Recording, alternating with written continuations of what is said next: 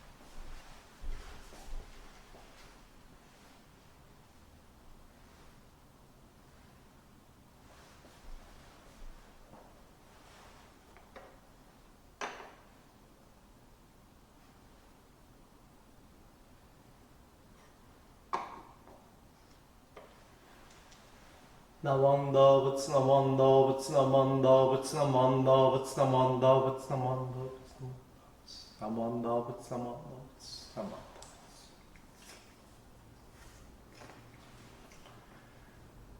Today, on this occasion of the Mountain View Buddhist Temple's November Shotsuki Memorial Service, we come before the image of Amida Buddha to express our sincere respect for and gratitude to the Shotsuki Honorees.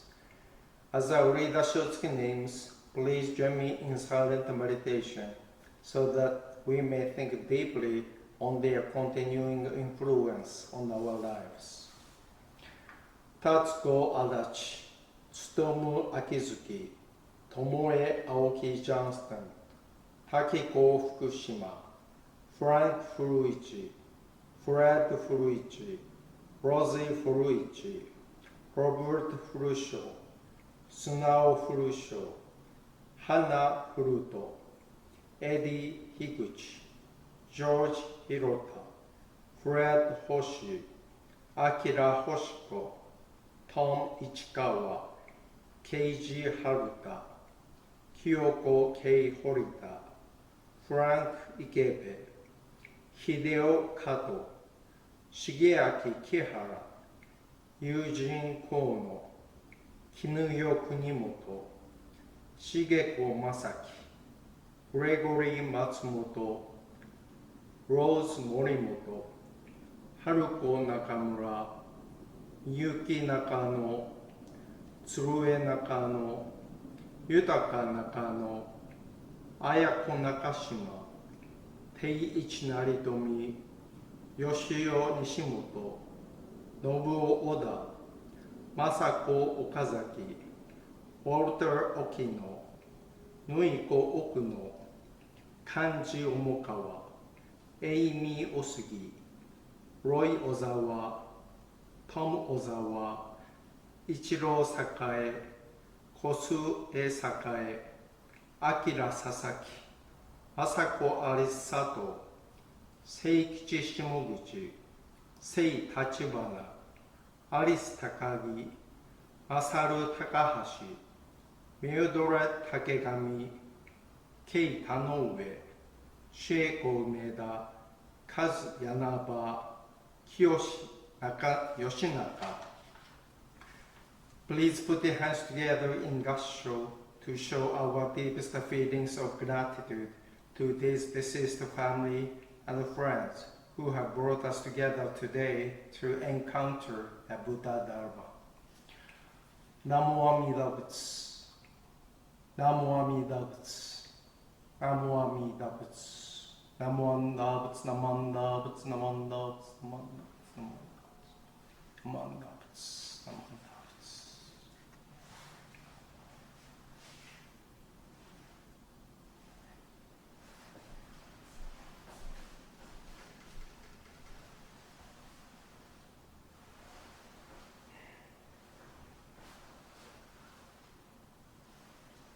Namanda, Butsu Namanda, Butsu Namanda, Butsu Namanda, Butsu Namanda, Butsu Namanda, Namanda, Namanda, Namanda.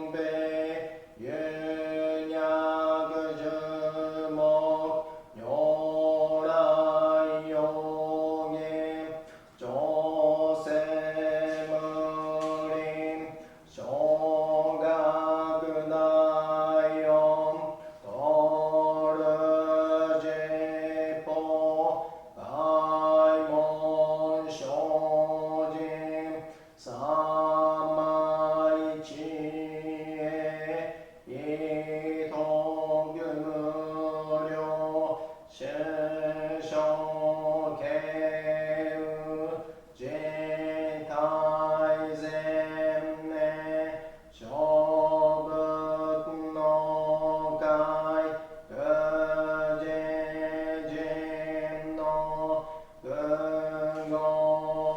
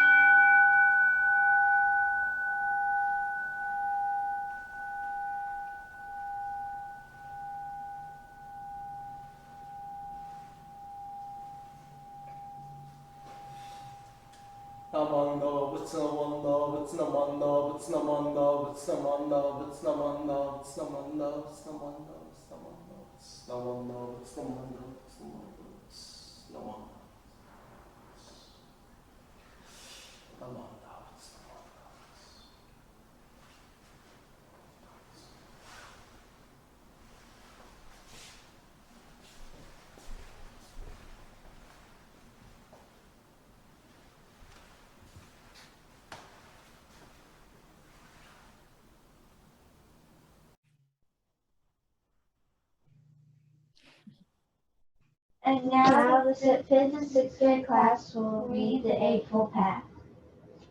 The Buddha Dharma is a realization within one's deepest consciousness of oneness of life.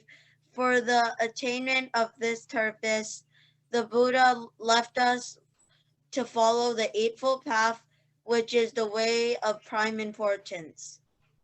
Right view, to keep ourselves free from prejudice, superstition, and delusion, and to see the true nature of life as it is.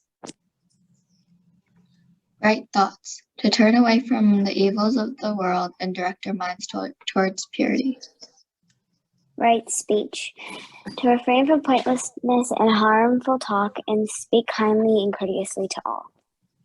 Right conduct, to see that our deeds are peaceful, benevolent, compassionate, and pure, to live the teachings daily. Right livelihood, to earn our living in such a way as to entail no evil consequences. Right effort, to direct our efforts incessantly to the overcoming of ignorance and craving desire. Right mindfulness, to cherish good and pure thoughts, for all that we say and do arise from our thoughts. Right meditation, to concentrate our will on the Buddha, his life, and his teachings. May the presence of the Buddha, who said that he would abide in the Dharma, be our guide. May we with earnestness, gratitude, and unfaltering steps tread upon this noble Eightfold Path until we too shall attain enlightenment.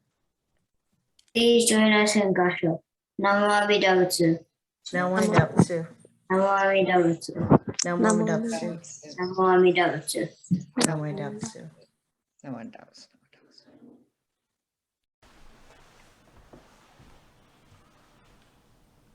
Namo Amida Butsu. Namo Amida Butsu. Namo Amida Butsu. Namo Amida Butsu.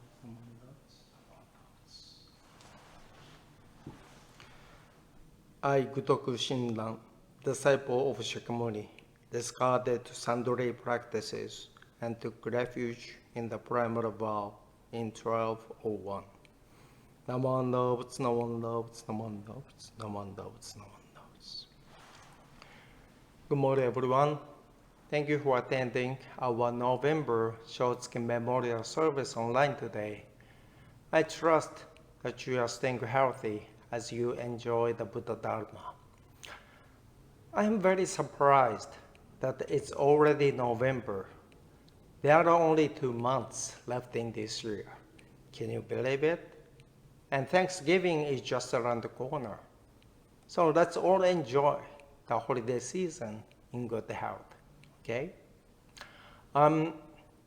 You might know that November is a busy month for Jodo Shinshu temples in Japan because Ho-Onko, which is the memorial of our founder Shinran, is observed not only at each local temple, but also at each member's home. According to the lunar calendar, Shinran's death is November 28th. But Honganji, our mother temple in Kyoto, follows the solar calendar and observes Ho-Onko in January. So, the local temples in Japan conduct their Ho-Onko each November. But in January, the ministers and the members make a pilgrimage to Honganji in Kyoto to observe Ho-Onko. This is a long-held tradition of our Nissho Honganji. Ho-Onko is a very important observance which allows us to express our deep gratitude for Shinran's lifelong efforts and the virtues. In the opening meditation, I shared with you his words. I discarded various practices and took refuge in the primal vow in 1201. This is Shinran's famous declaration at age 29 to entrust himself completely to Amida Buddha's primal vow. Under the guidance of his lifetime teacher Hoyo, Shinran was able to encounter the primal vow and give up trust in his powerless self. So until he passed away at age 90, Shinran accepted the name's way of other power, which is to simply depend on Amida Buddha's primal vow.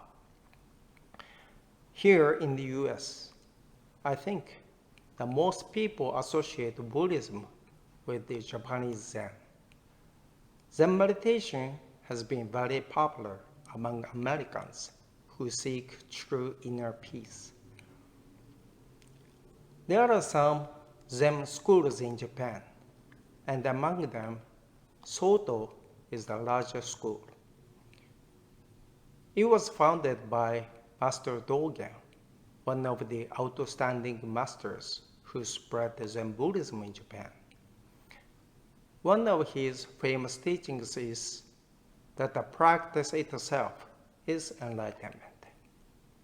In other words, the practice of Zen meditation will not lead to enlightenment. Rather, simply to practice it is itself enlightenment.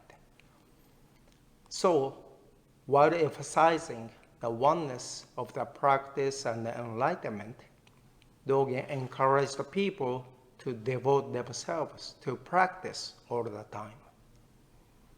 For this reason, Dogen says, during Shakyamuni Buddha's lifetime, there was not only Shakyamuni Buddha himself, but also many of his excellent disciples.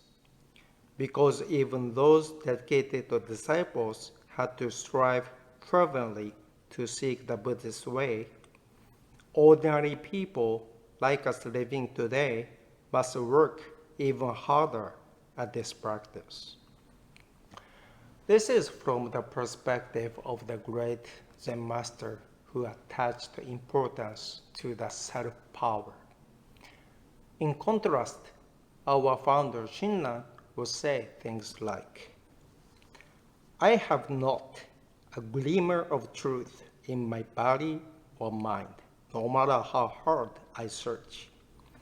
No matter how sincerely and desperately this version of me tries to practice, it's like pouring water into a colander which is full of holes. My efforts are in vain. When we compare these two masters, although they each seek the same Buddhist path, it seems the perspective of Dogen and Shinran are complete opposites. It's interesting, isn't it? Certainly, Dogen's spirit is very wonderful, very important. That is believing that it's possible to overcome all the difficulties, no matter how severe they are, by practicing self-power. This makes self-power a very attractive path for those of us trying to survive in a highly competitive society, because in order to live with the strength, we need to have a very strong spirit. Yet Shinran clearly rejected this path of self-power. He hated the ugly blind passions which were hidden in his heart. That's why for 20 years on Mount Hiei, he had tried with all his might to perform various difficult practices to eliminate his terrible passions. But even using all his self-power couldn't eliminate his delusional passions. This eventually brought him to the realization that the blind passion hidden in his heart was actually his true nature. He fully understood that this large lump of ugly passions was his true self. It's just like wiping the floor over and over with a muddy mop. Using it, the floor would never become clean. That's how Shinran realized that no matter how hard he accumulated merits by self-power, even his good deeds came from his impure mind, which always expected something in return. He realized that all his deeds were empty and in vain. The reason Shinran quit trying to attain Buddhahood through self-power was not simply that self-power is difficult and severe. Had that been the reason, Shinran would surely have taken the initiative in following this path. But he came to realize that the way of self-power is an impossible path for ordinary people who cannot remove their blind passions on their own. Anyone capable of performing various practices is clearly a superior person with exceptional ability and the strength of self-power. So I see why people might respect anyone who can endure a difficult practice in order to attain Buddhahood. It's understandable why people regard self-power as a noble practice. But in Jodo Shinshu, we don't accept as a noble practice any efforts which are not within the reach of an ordinary person. Instead, we focus on the practice which anybody can follow effortlessly. This is the Nembutsu teaching. Suppose that a monk is bathing in the boiling water. This shows that he can endure any kind of extreme practice using his unusual ability of self-power. But if he points at the Jodo Shinshu ministers and provokes them, "Hey, your turn next," what do you think the Jodo Shinshu minister would do? Surely they would pour some cold water into the bathtub to make the temperature perfect to bathe in. Then they would invite all the members to enjoy the bath together. Of course, taking a bath in the boiling water is something only certain people with a special ability can do. There is no way an ordinary person could survive. What I'm trying to say through this metaphor is that someone with the ability of self-power to step into the boiling water is a special and a superior person. But the boiling water itself is not special to bathe in. Rather, the warm water that everyone can bathe in is excellent, right? In other words, the Nembutsu of other power, which any person can follow, is the most superior and noble practice. It is not that the Nembutsu follower is superior. It is that the Nembutsu of other power is superior. One of the seven Pyaran masters, Nagarjuna, teaches us that there are two ways to attain Buddhahood. One of them is through the practice of self-power, as if walking the overland path. And the other is the Nembutsu way of other power, as if going by boat on the water. He shows that the practice of self-power is an extremely difficult path for us foolish beings. Instead, he encourages us to take the way of other power, which is just like boarding a boat which glides on the water. By showing the difficult way of taking the overland path, Nagarjuna makes us see our limitations. Instead, he guides us to the way of other power, namely the effortless practice of the Nembutsu, which depends only on Amida Buddha's primary vow. Today's society values comparative spirit to get ahead, which is why self-assertion is considered a virtue. It is also why most people live frantically to satisfy their needs and desires. For those who were raised in such an environment, Dogen's trust in the capabilities of the self may sound both familiar and possible.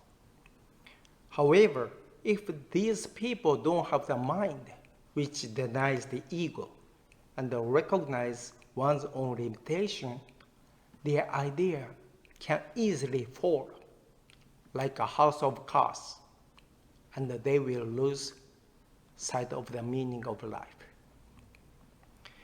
Of course, Dogen himself also had such self-negation deep within. In his writing, Treasury of the True Dharma Eye, Dogen says things like, just set aside your body and mind, forget about them, and throw them into the house of Buddha. Then all is done by Buddha. When you follow this, you are free from birth and death, and become a Buddha without effort or calculation. We can see through his words that he realized that attaining the world of enlightenment is only possible by trusting in Amida Buddha's power and getting rid of self-power. On the surface, a way of life which sets aside the self-power and that depends solely on Amida Buddha's power may look negative. But with Amida Buddha's guidance, it leads to true self-reliance.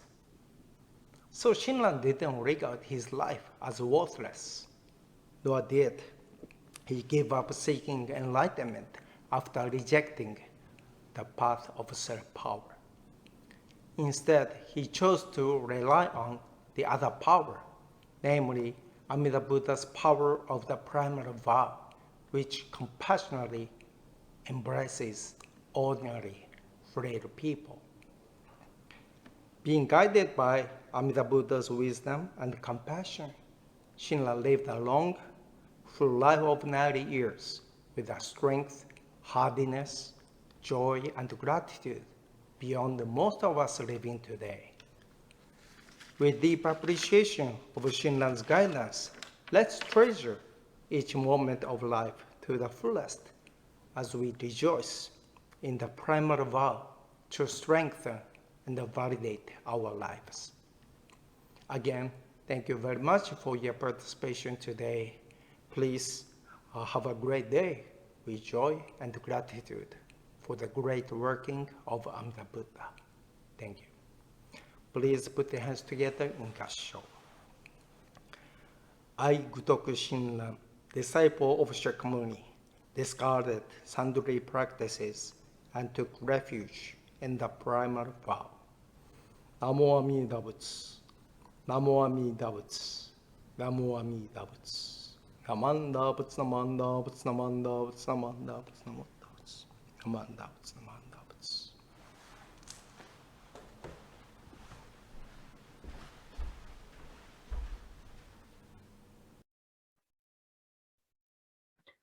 Thank you, Sensei, for your Dharma message today to help us remember to take refuge in Hongan, or the primal vow, as being flawed, imperfect people as we are. It's always good to know that despite our imperfections, that Amida Buddha's compassion is there to help us achieve birth in the Pure Land. If you're joining us in our watch party on Sunday morning, please stay in the Zoom main room where Reverend Mukojima will lead a Japanese language service. Or if you would like to join us in a breakout room, we will have an English language discussion group. Again, Thank you for joining us online and also live in our watch party today. Thank you.